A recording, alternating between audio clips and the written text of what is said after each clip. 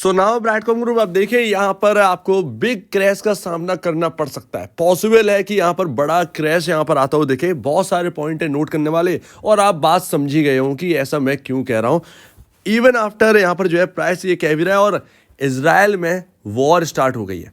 मैंने कल ही आपको अपडेट दिया था कि ये वॉर है, ना कि यहाँ पर जो है कुछ एक सर्जिकल स्ट्राइक है या ऑपरेशन है जो कि ये करते आए थे अभी तक, लेकिन ये वॉर है, उससे बिल्कुल अलग है। ये वॉर है, वो यहाँ पर नहीं है कि 20 सोल्जर्स गए और यहाँ पर जो है आपका जो फाइट हुई है उसमें यहाँ पर जो है पार्टिसिपेट किया और हरा के और वापस लौटे हैं। तो ऐसा नहीं है, ये वॉर है, और यहाँ पर जो इजराइल है वो फुल्ली वॉर में आ चुका है, इवन इन्वॉल्वमेंट हो रहा है। तो बहुत बड़ा स्टोरी है यहाँ पर, ये समझना कि ब्रैडकॉम ग्रुप के ऊपर कितना असर पड़ सकता है। तो इस पर पूरी यहाँ पर बात करेंगे और समझेंगे, क्योंकि ब्रैडकॉम ग्रुप की जो एक सब्सिडरी है वो सबसे बड़ी सब्सिडरी है, और वो इजराइल से पैसा यहाँ पर जो है ना अच्छा खासा ये कमाते हैं, सबसे ज़्यादा वहीं से कमाते हैं। और आज संडे है, पता नहीं ये मार्केट कैसे ओपन है इनका, और अगर आप देखेंगे तो इनका मार्केट आप देख सकते हैं यहाँ पर investing.com पर जाकर।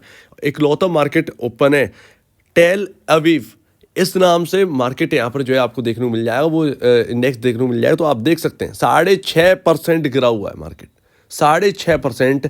ऑलमोस्ट सारे के सारे शेयर्स जो है वो धाराशायी हो गए हैं। लेकिन ये इम्पैक्ट देखिए, अभी आप पूछ रहे हैं कि इंडिया के ऊपर कितना इम्पैक्ट पड़ेगा या वर्ल्ड के ऊपर कितना इम्पैक्ट पड़ेगा। ये कल ही मैंने आपसे बोल दिया, जितनी कंट्रीज का इन्वॉल्वमेंट होगा इस वॉर में वो प्रॉब्लम क्रिएट करेगा। आपस में हो रहा है वो सुलझ जाएगा। हम 2-3 दिन अगर गिरने पर भी आएगा मार्केट तो 2-3 दिन गिरेगा, उसके बाद तेज रिकवरी होगी। लेकिन इन्वॉल्वमेंट जितना बढ़ेगा मिडिल ईस्ट की कंट्रीज का, वो यहाँ पर प्रॉब्लम क्रिएट कर देगा। उसमें क्या है कि इजराइल की साइड से कितने लोग आ रहे हैं, तो वो यहाँ पर प्रॉब्लम है। लेबनान के यहाँ पर सुन रहे हैं कि लेबनान भी अब यहाँ पर जो है उतर चुका है, तो जो फ्रंट है वो 2 फ्रंट में ओपन हो चुका है वॉर। तो ये यहाँ पर बहुत इंपॉर्टेंट है। अब यहाँ पर आप कहें कि इसमें इस कंपनी का कैसा क्या हो जाएगा कि इनकी जो सब्सिडरी है उसकी वजह से इस स्टॉक के अंदर तेज गिरावट आ जाएगी। लेकिन उससे पहले देख लेते हैं कि एएमओ ऑर्डर का क्या हाल है। वैसे तो हम देखते नहीं है, लेकिन एएमओ ऑर्डर कुछ नहीं कर रहा है, वही सिंपल पहले जैसे ही है हाल। कोई भी बिकवाली की तरफ यहाँ पर जो है एएमओ ऑर्डर लगे नहीं है, कोई अपडेट नहीं है, तो कुछ भी यहाँ पर जो है ना देखने को नहीं मिल रहा है। अब आप बात करिए यहाँ पर इजराइल में आपकी सब्सिडरी है जो कि बिगेस्ट सब्सिडरी है। अब यहाँ पर प्रॉब्लम क्या है, देखिए ये कोई कोविड नहीं है। आप देख रहे हैं कि टेक कंपनीज घर से काम कर रहे थे, वर्क फ्रॉम होम करके टेक कंपनीज ने अपना काम काज किया है, राइट? ठीक है, वो बात समझ में आ रही। लेकिन ये वॉर है, और वॉर ये ऐसी है कि जहां पर लोग रहते हैं वहां पर मिसाइल्स गिरा रहे हैं, ठीक है ना? तो ये प्रॉब्लम है, तो वहां पर लोग मारे जा रहे हैं, बुरा हाल है। तो उसकी वजह से कामकाज कैसे होगा? तो सब्सिडरी का कहीं ना कहीं काम जो है वो ठप पड़ गया होगा। ऐसे में चाहे आप लैपटॉप हो या आप घर के अंदर बैठे हो, काम नहीं हो पाता। तो कहीं ना कहीं वो एक बिग इम्पैक्ट यहाँ पर जो है ना आने वाला है ब्रैडकॉम ग्रुप के ऊपर, और सबसे बड़ा रेवेन्यू यहाँ पर आता है। रेवेन्यू पर भी कहीं ना कहीं झटका लग सकता है, वो इस क्वार्टर में नहीं, लेकिन नेक्स्ट क्वार्टर में आपको देखने को मिलेगा, वो Q3 पर इम्पैक्ट आ सकता है। ये तब यहाँ पर जब होगा कि ये समझ में आना चाहिए कि कितना लंबा वॉर ये खिंच रहा है, कितना वहाँ पर दिक्कत हो चुकी है इसराइल के अंदर। बहुत ज़्यादा प्रॉब्लम अगर आ चुकी है तो फिर यहाँ पर जो है ना Q3 के नंबर तो कहीं ना कहीं ध्वस्त होने वाले हैं, ये आप बात समझिए। और उसका इम्पैक्ट अभी से देखने को मिलेगा, ये आप समझिए। तो यही यहाँ पर जो है ना एक सबसे बड़ी बात है कि एक तो आपकी सबसे बड़ी सब्सिडरी है इसराइल के अंदर, और इसराइल में वॉर हो चुकी है, और वॉर में क्या काम काज होगा, तो वो यहाँ पर एक मैटर यहाँ पर फंसता है। इसीलिए कहीं ना कहीं BCG के ऊपर कहीं ना कहीं दबाव अब देखने को मिलेगा, पॉसिबल है। और ना मिले तो भी अच्छा है भैया, ना मिले तो और भी ज़्यादा अच्छा है कि दबाव ना मिले। लेकिन ऐसा लगता नहीं है, मतलब सोचने वाली बात है। स्टॉक प्राइसेस तो फॉल होंगे, जब आपका मेन सब्सिडरी वहीं पर है तो स्टॉक प्राइसेस तो फॉल होंगे। ये तो बिल्कुल मतलब एक सिंपल बात है ये समझना। स्टॉक प्राइसेस अब देखते हैं कल के दिन क्या होता है, कितनी सेलिंग आती है, क्या रहता है, लेकिन सेलिंग तो है। और चार्ट पर भी अगर आप देखेंगे तो ट्रेंड लाइन तो क्रॉस कर ही नहीं पाए भाई साहब। तो ऑलरेडी यहाँ पर जो है नेगेटिव ट्रेंड यहाँ पर जो है जारी कर ही दिया है इन्होंने। लेकिन अब न्यूज़ बहुत बड़ी आ चुकी है, और जितनी भी इवन मार्केट के अंदर जितनी भी इजराइल में अगर किसी सब्सिडरी है तो बिलोंग करती है या इजराइल से कामकाज है, वो यहाँ पर कल के दिन काफ़ी ज़्यादा प्रॉब्लम में आने वाली है। तो सिर्फ यही नहीं, लेकिन पूरे मार्केट में अगर आप देखें तो BCG की जो सब्सिडरी है सबसे ज़्यादा पैसा कमाती है इजराइल, वो इजरायली सब्सिडी से। शायद ही यहाँ पर जो ना कोई और कंपनी होगी। तो यहाँ पर कितना गिर सकता है अनुमान तो नहीं है, देखिए कितना अनुमान लगा सकते हैं अब, ये सबसे बड़ी बात है। अगर बहुत ज़्यादा दिक्कत आई, बहुत ज़्यादा दिक्कत आई, तो वो स्टॉक के प्राइसेस फॉल होंगे, ये सिंपल है। स्टॉक के प्राइसेस जो है फॉल होंगे। एक यही सिंपल सी बात है ना कि ब्रैडकॉम ग्रुप के अंदर एक ऐसा स्टॉक हो चुका मार्केट के अंदर जिसके अंदर आए दिन कोई ना कोई प्रॉब्लम आ ही रही है। मतलब कहीं ना कहीं से कुछ ना कुछ अच्छी खबरें आती, डिस्काउंट कर जाता है। म्यूचुअल फंड की आई, ट्रेंड लाइन ही क्रॉस नहीं कर पा रहे हैं भाई साहब, तो वो यहाँ पर है। तो अगर ये गिरता है बहुत ज़्यादा, पॉसिबल है कि यहाँ पर 14 के लेवल भी आपको देखने को मिल जाए, बड़ी बात नहीं है। क्योंकि स्टॉक मार्केट्स अगर फॉल करेंगे 2-3 दिन लगातार, 2-3 दिन में तो ऑलरेडी इसका प्राइस जो है वो 15 रुपये तो आ ही जाना है, 15.5 रुपये तो आ ही जाना है, तो उसमें कोई बड़ी बात तो है ही नहीं, तो है ना। लेकिन एक ही लेवल है, वो है 17 रुपये 35 पैसे, 17 रुपये 40 पैसे, वो लग नहीं रहा है कल के दिन बचेगा।